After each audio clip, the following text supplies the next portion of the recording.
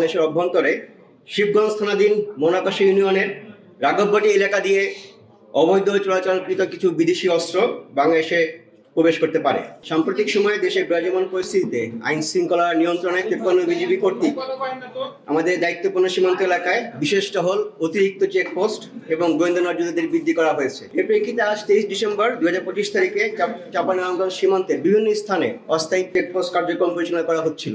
ঠিক এই সময় হঠাৎ আমাদের নিকট সংবাদ আসে যে সীমান্ত হতে 900 গজ বাংলাদেশের অভ্যন্তরে শিবগঞ্জ থানাধীন মোনাকাশী ইউনিয়নের রাঘববাটি এলাকা দিয়ে অবৈধ চোরাচালানকৃত কিছু বিদেশি অস্ত্র বাংলাদেশে প্রবেশ করতে পারে। পরবর্তীতে আমাদের কৌশলগত পরিকল্পনা অবলম্বন করে রাঘববাটি স্থানে সকাল 11:30টার দিকে একটি অভিযান পরিচালনা করা হয়।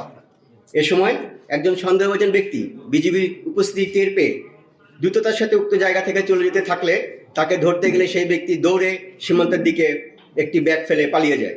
পরবর্তীতে টহল দল ঘটনাস্থল তল্লাশি করে ব্যাগটি উদ্ধার করে এবং পলিথিনে মোড়ানো অবস্থায় 2টি বিদেশি পিস্তল, 4টি ম্যাগাজিন এবং 5 রাউন্ড গুলি জব্দ করে।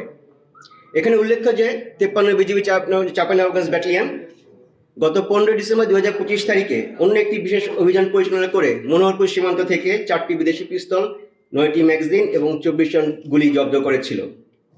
বর্ডার বাংলাদেশ সীমান্ত সুরক্ষা, চোরাচালান দমন এবং সীমান্তে যে কোনো অপ্রীতিকর পরিস্থিতি প্রতিরোধে প্রতিজ্ঞাবদ্ধ। এই লক্ষ্যে কৌশলগত পরিকল্পনার মাধ্যমে আমরা প্রয়োজনীয় প্রতিরোধমূলক ব্যবস্থা গ্রহণ করেছি এবং ভবিষ্যতেও এ ধরনের কার্যক্রম অব্যাহত থাকবে। ধন্যবাদ।